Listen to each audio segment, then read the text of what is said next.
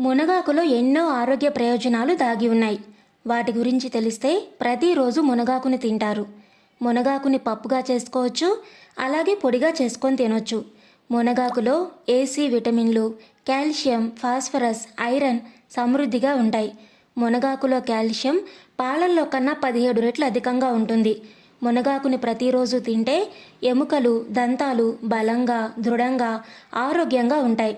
అందువల్ల పెరిగే పిల్లలకు మునగాకు చాలా మంచిది. మునగాకులో ప్రోటీన్స్ ఎక్కువగా ఉంటాయి. అందువల్ల నాన్ వెజ్ తినని వారికి అవసరమైన ప్రోటీన్ని మునగాకు అందిస్తుంది. మునగాకులో పొటాషియం అరటిపండులో కంటే 15 రెట్లు అధికంగా ఉంటుంది. దీంతో రక్త సరఫరా మెరుగుపడి రక్తపోటు తగ్గుతుంది.